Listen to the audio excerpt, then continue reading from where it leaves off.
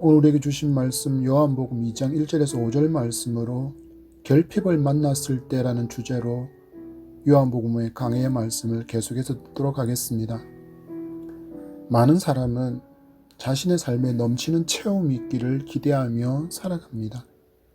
그래서 좋은 대학을 가기를 원하고, 또 좋은 직장을 얻기를 원하고, 또 좋은 배우자를 만나기를 원하며 살아가는 이유라고 할 수 있습니다. 결핍이라는 단어가 자신의 삶에 함께하기를 기대하며 살아가는 사람은 아무도 없습니다.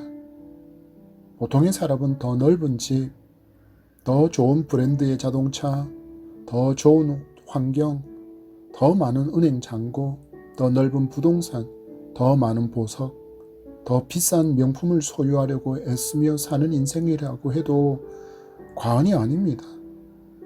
이 모든 것들이 내게 채워지기를 기대하는 인생입니다. 그렇지만 아시지 않습니까?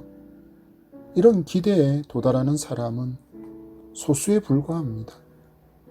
나머지는 대부분 참 팍팍한 인생을 살아가고 있습니다. 몇 해 전부터 유행하는 신조어가 하나 있습니다. 갑통알. 요즘은 은행 업무를 스마트폰에 익숙한 사람들은 은행에 가서 하지 않습니다. 스마트폰으로 거의 모든 업무를 다 할 수 있기 때문입니다. 그래서 자신의 은행 잔고가 얼마 남았는지도 몇십 초면 확인이 가능합니다. 그래서 등장한 단어가 갑통알입니다. 갑자기 통장을 보니 아르바이트를 해야겠다는 줄임말이 갑통알입니다. 자신의 은행 잔고를 보니 다니는 직장의 월급만으로는 하고 싶고 사고 싶은 것을 살 수 없고 할 수가 없으니 아르바이트를 해서라도 그 필요를 채운다는 요즘 세대들이 사용하는 단어입니다. 여러분, 갑통알도 자신의 통장 잔액의 동그라미가 8개 이상이라면 등장하지 않을 단어입니다. 많은 사람이 현재의 모든 관심을 집중하며 살아가고 있다는 것을 유행만 봐도 우리는 알 수 있습니다. 세상 사람들의 관심이 온통 땅에 있다는 것을 보여주는 하나의 단어라고도 할 수 있겠습니다. 그렇다면 성도는 이 땅의 삶을 무시하면서 오직 천국만을 집중하며 살아갈 수 있는 존재입니까? 마치 세상에서 성도이기에 나고자처럼 사는 것이 정말 거룩한 것이고 하나님께서 기뻐하시는 모습이라고 생각하십니까? 대답한다면 아닙니다. 온 우주의 창조주 하나님을 믿지만 개개인의 삶에 모든 것이 흘러넘치는 풍요가 주어지지 않습니다. 돈의 부족으로 힘겹고 병들어 신음하기도 하고 마음이 상하고 우울증과 같은 마음의 병이 걸려서 고통당하기도 합니다. 삶의 순간순간이 숙제처럼 주어지고 숙제 하나를 풀고 나면 또 다른 숙제가 주어지는 인생이지 않습니까? 그렇다면 성도와 세상 사람들과는 도대체 어떤 차이가 있는 것입니까? 오늘 주신 요한복음 2장의 말씀으로 그 차이에 대한 답을 발견하고 하나님께서 기뻐하시는 성도다운 삶의 참 의미가 무엇인지를 깨닫는 복된 시간이 되기를 축복합니다. 오늘 우리가 만나는 본문은 예수께서 공생의 기간 중 첫 표적의 사건을 기록하고 있습니다. 1장에서 반복적으로 언급했던 기간 이틀이 2장에서의 시작이 3일로 바뀌고 있는 모습을 우리는 보게 됩니다. 구체적인 날짜를 계속해서 이렇게 기록하고 있는 것은 이 요한복음의 저자가 예수님 곁에서 이 모든 것을 직접 경험한 사람이라는 것을 우리에게 알려주는 것입니다. 나다나엘을 만나시고 제자를 삼으신 사건이 있고 사흘째 날에 가나에서 혼인잔치가 있습니다. 주신 말씀 2장 1절입니다. 사흘째 되던 날 갈릴리 가나에 혼례가 있어 예수의 어머니도 거기 계시고 아멘. 갈릴리 가나는 제자 삼으신 나다나엘의 고향이기도 합니다. 나다나엘의 고향에서 혼인잔치가 벌어진 것입니다. 그리고 결혼식에 예수의 어머니 마리아가 먼저 와서 잔치의 진행, 이모, 저모를 살피고 있습니다. 정경으로는 선택되지 않았지만 이집트 굽트 복음서는 마리아가 신랑의 이모라고 기록하고 있습니다. 또 다닐론자의 서문이라는 책에 보면 이 신랑이 요한복음의 저자인 바로 요한이고 그의 어머니는 살로메로 예수의 어머니 마리아의 자매라고 기록하고 있습니다. 여러분, 혼인잔치 하면 분위기가 어떻습니까? 말 그대로 잔치, 곧 축제의 시간이지 않습니까? 우리의 결혼식을 한번 생각해 보시겠습니까? 한국은 예식장에서 예식하고 식사하고 신랑 신부나 그들의 부모와 인사를 하고 나면 모든 결혼식은 거의 마무리됩니다. 하지만 유대인의 결혼식은 다릅니다. 길게는 무려 일주일 동안이나 잔치가 열렸고 이때 신랑과 신부는 왕과 왕비로 불리며 결혼식이 끝나면 돌아갈 힘겨운 일상을 잊을 수 있는 정말 그들에게는 축제의 시간이었습니다. 순서를 살펴보면 우리처럼 결혼식이 먼저 있고 잔치를 하는 것이 아니라 잔치가 열리고 음식과 포도주를 다 먹은 후에야 결혼 예식이 진행되었습니다. 즉 잔치가 아무런 문제도 없이 축제로 계속 진행되어야 이어지는 결혼식이 온전한 축제와 축복의 시간이 될 수 있었습니다. 이것을 우리 예배로 연결해 봅시다. 성도가 예배를 통해서 신랑이신 예수 그리스도를 만나는 시간은 그 앞과 그 뒤 모두가 축제여야 한다는 사실을 성도는 잊지 말아야 하겠습니다. 예배 시간에 오기 전에 우리의 모든 삶들이 정결과 거룩함으로 가장 아름다운 신부로서 신랑을 만날 준비가 필요하다는 것입니다. 여러분, 결혼식 장면을 한번 떠올려 보시겠습니까? 아름다운 신부가 있습니다. 순백의 웨딩드레스를 입고 예쁜 화장과 멋진 헤어스타일로 가장 아름답게 준비하고 신랑과 함께 예식으로 들어가지 않습니까? 그런데 만약에 신부가 아무런 준비도 없이 마치 집에서 입는 편한 복장과 머리 상태 그리고 화장기도 없는 얼굴로 이 결혼식에 온다면 결혼식의 분위기가 어떻게 될 것 같습니까? 분명히 많은 하객들이 수군수군 거릴 것입니다. 성도의 삶도 성도의 마음도 마찬가지입니다. 우리는 보통 주일만 아주 특별한 날처럼 구분하려고 하는 마음이 아주 강합니다. 그것도 너무 강합니다. 그러나 그것은 아닙니다. 우리의 매일이 특별한 날이고 매일이 신랑이신 예수 그리스도를 만나는 날임을 믿으시기 바랍니다. 그래서 성도는 언제나 정결과 거룩을 위해서 애써야 합니다. 세상에 많고 많은 사람 중에서 우리가 이 놀라운 잔치에 초청을 받았기 때문입니다. 여러분, 이 날씨를 보십시오. 더워지는 날씨이지만 얼마나 화창한 날씨입니까? 이처럼 화창한 날씨에 세상 사람들은 예배의 자리에 나온 우리를 보고 미련하고 어리석은 사람이다. 마치 나고 자라고 그렇게 여기며 우리를 취급하고 부를지 모르지만 성도는 가장 영광스러운 잔치, 천국 잔치에 초청을 받아서 이곳에서 예배하는 사람이라는 자부심을 가지고 기쁨의 예배자가 되기를 축복합니다. 이어지는 2절의 말씀입니다. 예수와 그 제자들도 혼례의 청함을 받았더니. 아멘. 설교를 위해서 본문의 내용에 관련된 책들을 읽다가 이런 내용이 있어서 잠시 나누려고 합니다. 특별히 2절에 대해서 이런 해석을 덧붙이고 있는 책이었습니다. 예수와 이제 제자가 된 5사람이 함께 왔기 때문에 잔치에 문제가 생겼다. 예수와 5명의 제자가 갑자기 더해져서 포도주가 부족한 사태가 일어났다라는 해석입니다. 여러분은 어떻게 생각하십니까? 여러분은 어떻게 생각하십니까? 제가 이 해석을 이렇게 말씀드리는 이유가 있습니다. 바로 성경에 관련된 내용과 제목인 책이라고 해서 모두가 바른 해석을 하지 않는다는 사실을 성도는 기억해야 한다는 것입니다. 다른 예로 드리겠습니다. 도올 김용옥이라는 그런 철학자가 있습니다. 그는 신학자도 목회자도 아니지만 저처럼 요한복음을 강해하고 있습니다. 그렇다면 그의 성경 강해는 과연 맞을까요? 먼저 그는 동양 철학과 그가 공부한 유교 사상을 하나님보다 더 우위에 두고 있는 사람입니다. 하나님을 믿지 않고 성령이 없는 사람에게 성경은 생명의 말씀이 아니라 학문에 불과하다는 것을 그의 강의를 통해서 알게 됩니다.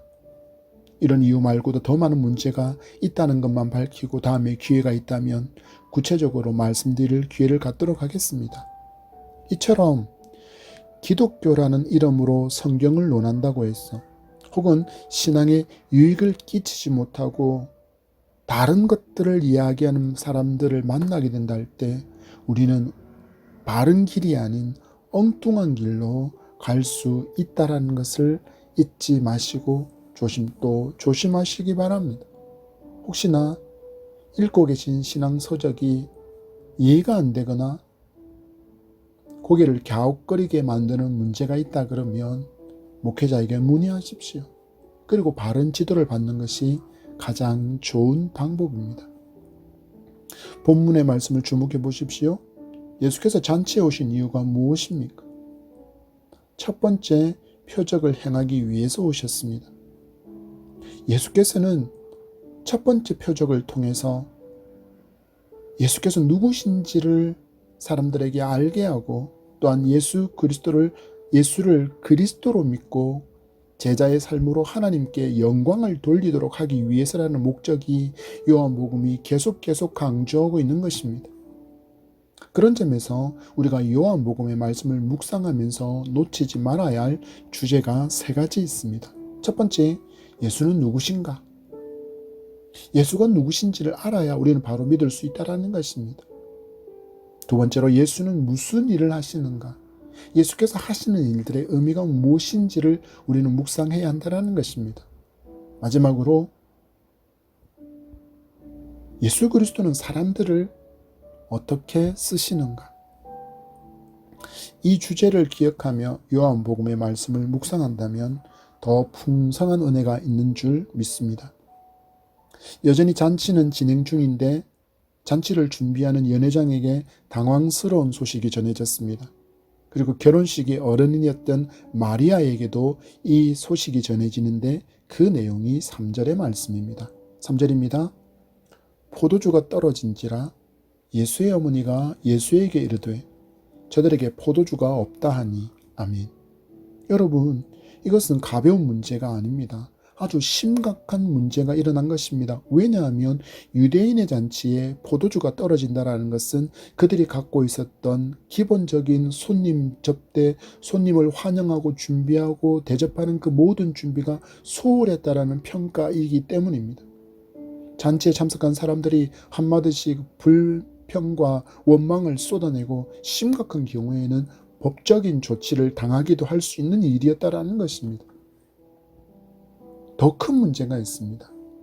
이 잔치의 이유였던, 이 잔치가 열린 이유인 결혼식이 아직 진행되지 않았다라는 것입니다. 본문을 좀 단순하게 접근해 보고자 합니다. 여러분, 우리가 삶에서 이런 결핍을 만나면 제일 먼저 누구를 떠올리고 누구에게로 또 어디로 여러분은 달려가십니까? 바라고 원하기는 문제를 안고 마리아가 예수께로 찾아온 것처럼 여러분도 예수께로 제일 먼저 달려가기를 축복합니다. 무에서 유를 창조하시는 하나님께만 참된 길이 있기 때문입니다. 여러분, 우리의 인생에 결핍이 있다는 것은 우리에게 누가 참 도움이시고 의지할 산성이고 반석인지를 분명히 깨닫는 시간이 된다는 것에 감사할 수 있기를 바랍니다. 혹시 여러분 중에 결핍의 문제로 힘겨워하십니까? 물질 때문에, 건강으로, 혹은 자신의 문제와 남편의 문제와 아내의 문제로, 자녀의 문제로, 가정의 문제로, 사업의 문제로 이런저런 모양으로 결핍을 만나셨습니까? 세상 사람들은 다른 곳으로 달려가고 다른 사람에게로 달려가지만 그곳에서 만나는 해결은 일시적인 것이고 완벽하지 못합니다.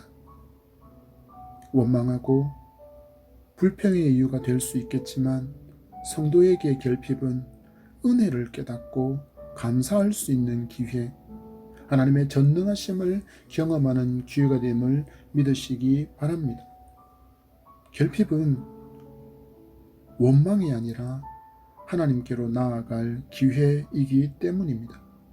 그리고 전능의 하나님께 문제를 올려드리고 하나님의 뜻을 구하는 여러분이기를 소망합니다. 포도주가 없다는 소식을 전해들은 마리아의 반응을 주목해 보십시오. 예수에게 이르되 저들에게 포도주가 없다 하니, 우리도 결핍을 만났을 때 예수의 십자가 아래로 달려가는 여러분이기를 축복합니다. 그곳에만 길이 있습니다. 그러나 한 가지 중요한 점, 이렇게 예수의 십자가 그 아래로 달려갈 때 나의 정답지를 들고 달려가지 않기를 소망합니다.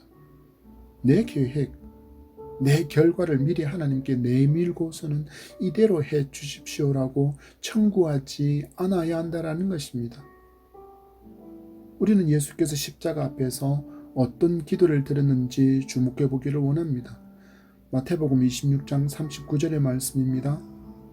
조금 나아가사 얼굴을 땅에 대시고 엎드려 기도하여 이르시되 내 아버지여, 만일 할만하시거든 이 잔을 내게서 지나가게 하옵소서. 그러나 나의 원대로 마시옵고 아버지의 원대로 하옵소서 하시고. 아멘. 여러분, 십자가의 그 처절한 고통과 죽음을 앞둔 예수 그리스도는 오직 하나님의 방법대로 순종하시겠다는 기도를 하고 있습니다. 우리가 인생을 살아가면서 결핍의 문제를 만나면 마음이 너무 답답하고 발등에 떨어진 불로 너무 놀라고 너무 아프지만, 그럼에도 성도는 결핍의 문제까지도 하나님의 뜻대로 이루어지기를 바라는 믿음이 있어야 합니다. 왜냐하면 하나님의 방법이 나에게 가장 유익한 것이고 하나님의 영광을 드러내는 길이기에 하나님께서 그렇게 응답해 주신 것이기 때문입니다. 여러분, 예수님께서 하나님의 뜻대로 십자가에서 죽으심으로 어떤 일이 일어났습니까? 우리는 나음을 얻었고 죄 사함의 은총을 받아 하나님의 자녀가 되었습니다. 하나님의 뜻이 하늘에서 이룬 것처럼 땅에서도 예수 그리스도의 순종함으로 인하여 이 놀라운 구속의 역사가 이루어진 것입니다. 여러분, 마리아가 예수님께로 결핍의 문제를 안고 나온 이유는 이미 오래전에 그가 경험했던 천사의 수태고지를 기억하고 있었고, 또한 예수께서 삶에서 보여주신 하나님과의 동행하시는 그 삶에 대한 그것을 보고 그에 따르는 믿음이 이 마리아에게 있었기 때문입니다. 그리고 이 믿음이 결핍을 하나님의 방법에 따르겠다는 순종으로 이어지고 있다는 것을 우리는 말씀에서 발견할 수 있습니다. 그런데 아들이신 예수께 찾아와 포도주의 결핍의 문제를 이야기하는데 예수께서 보이시는 반응이 좀 당황스럽습니다.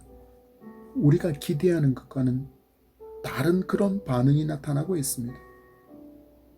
아들로서 수십 년 동안이나 일찍 죽은 아버지 요셉을 대신해서 홀로 남은 어머니와 동생들을 부양했던 예수이십니다. 죽음의 순간에도 홀로 남은 어머니를 사랑하는 제자 요한에게 부탁하실 정도로 지극한 사랑과 효성의 아들입니다. 그런데 어머니의 요청에 대한 반응이 우리가 기대하는 것과 다릅니다. 4절의 말씀을 보십시오. 예수께서 이르시되 여자여, 나와 무슨 상관이 있나이까? 내 때가 아직 이르지 아니하였나이다. 여러분, 한글의 글자 그대로의 표현으로 여러분이 엄마를 여자여라고 부른다면 집에 가서 당장 등짝 스매싱 당하지 않겠습니까? 그렇지 않습니까?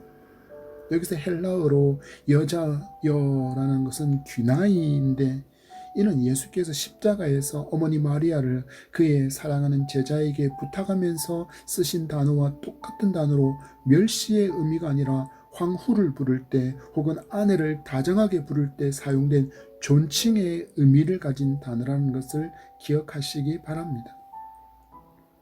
포도주가 떨어졌다는 어머니의 말에 대한 반응이 여자여, 나와 무슨 상관이 있나이까입니다. 이 말씀은 헬라어 번역과 다른 번역 성경으로도 살펴볼 필요가 있어서 말씀드리려고 합니다. 먼저 헬라어입니다. 카이 레게이 아우테. 그러자 그가 그녀에게 말씀하신다. 호 예수스. 예수께서 TMOI 카에소이. 나에게 그리고 당신에게 무엇입니까? 무슨 상관입니까? 귀나이. 여자여. 우포 헤케이. 아직 오지 않았습니다. 해 호라 무. 나의 때가. MLB 버전은 이것을 이렇게 해석하고 있습니다. 당신이 내게 대하여 무슨 권한을 가지고 있습니까? 나의 때가 아직 오지 않았습니다.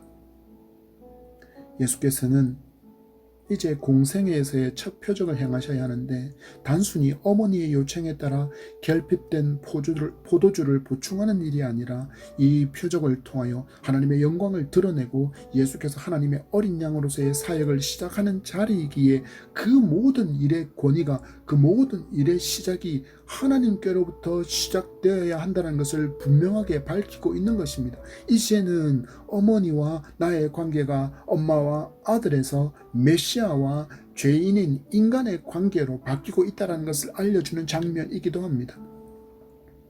여러분, 우리가 하나님께 기도할 때의 태도를 이 말씀에 비추어 잘 점검해 보시기를 바랍니다.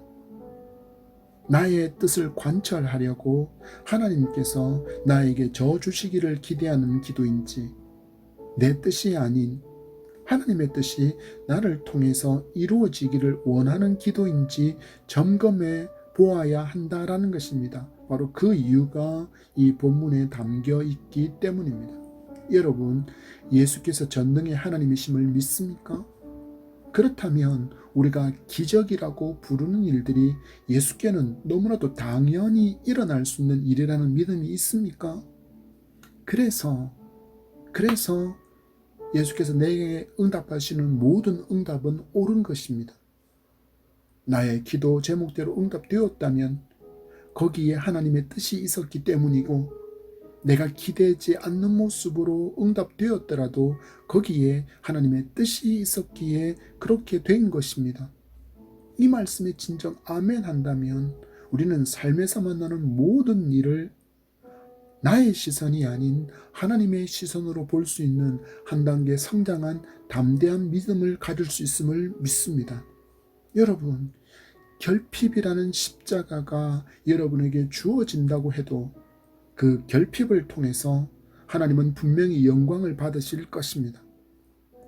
고난으로 힘겹고 눈물 나는 결핍의 시간이지만 마침내 그 눈물까지도 변하여 기쁨이 되게 만드시는 긍휼의 하나님이시기 때문입니다.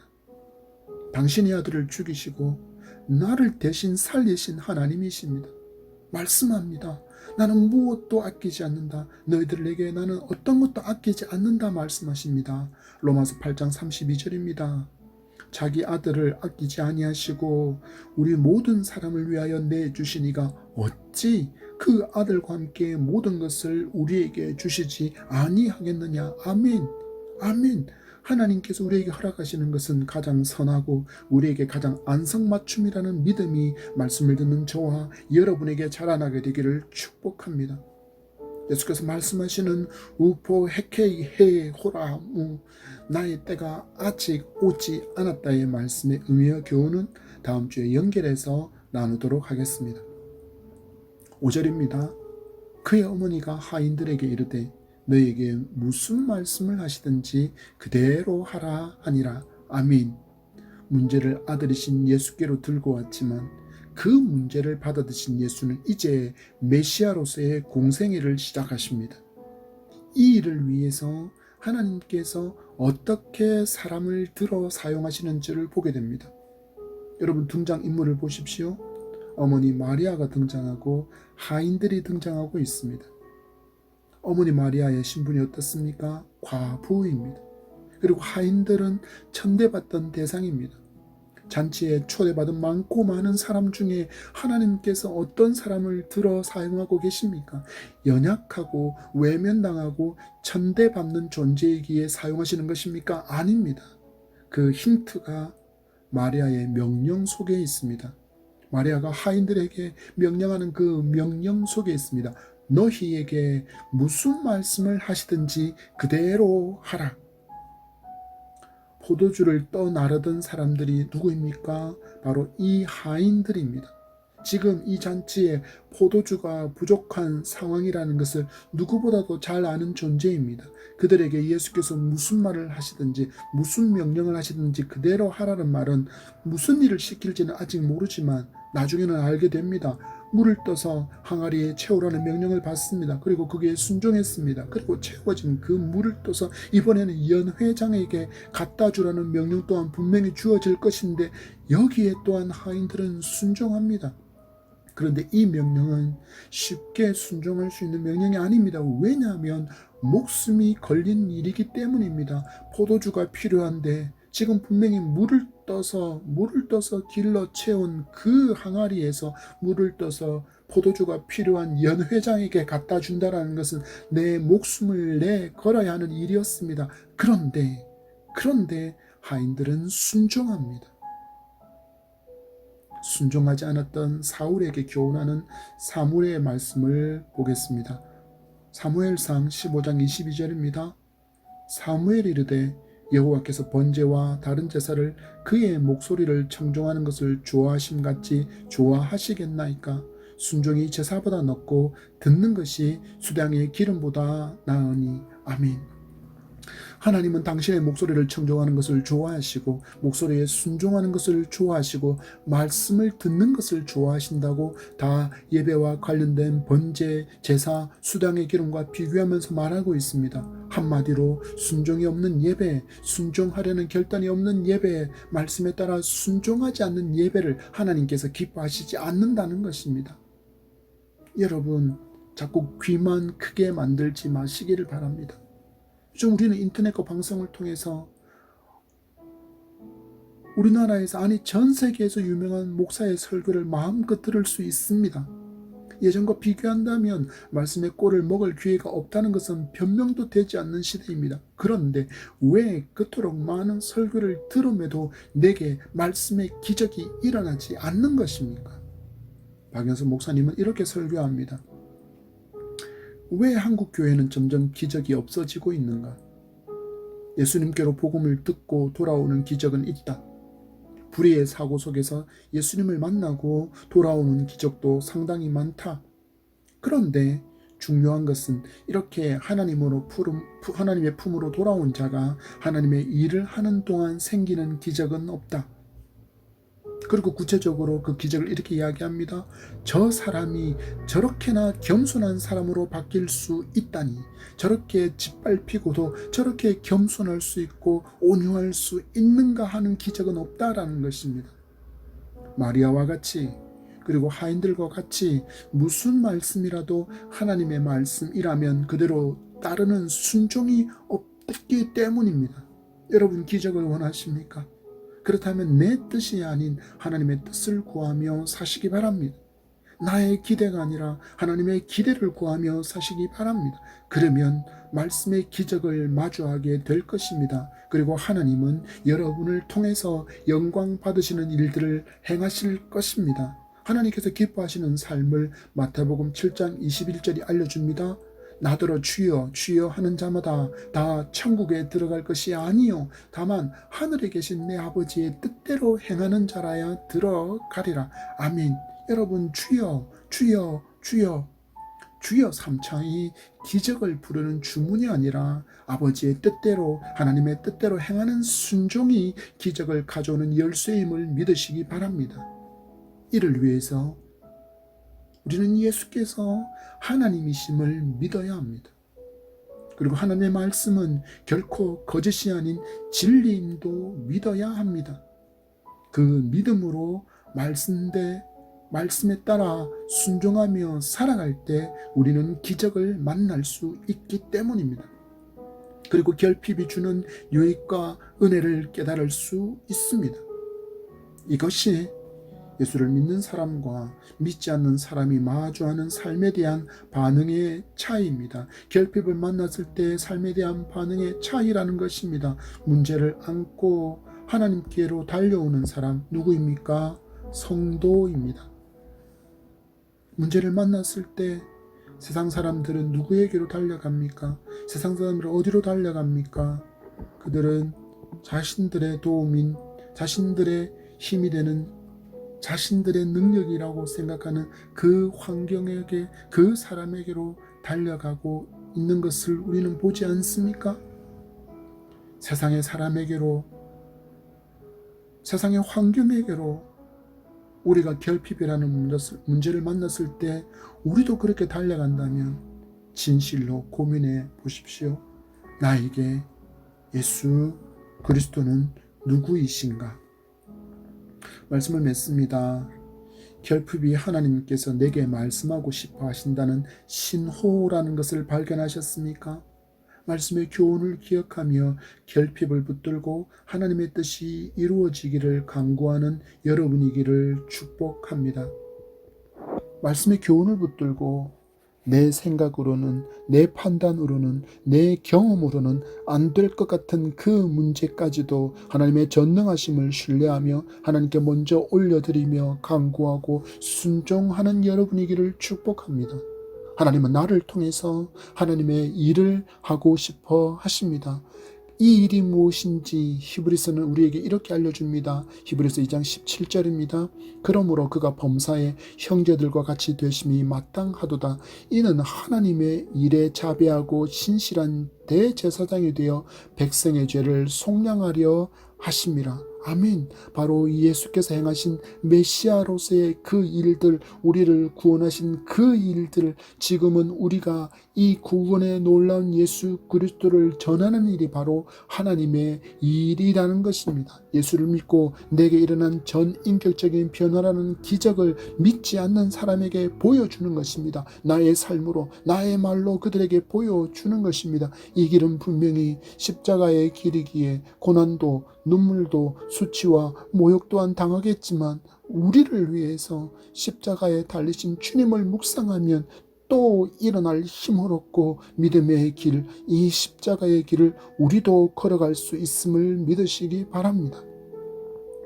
주어진 한 주간의 삶에서 결핍에 감사하며 하나님께서 이 결핍을 통하여서 행하실 놀라운 일들을 기대하며 살아가는 여러분이기를 축복합니다. 이 믿음을 붙들고 걸어가는 발걸음마다 하나님의 기적을 상식처럼 만나는 은혜의 풍성한 한 주간의 삶이 되기를 축복합니다.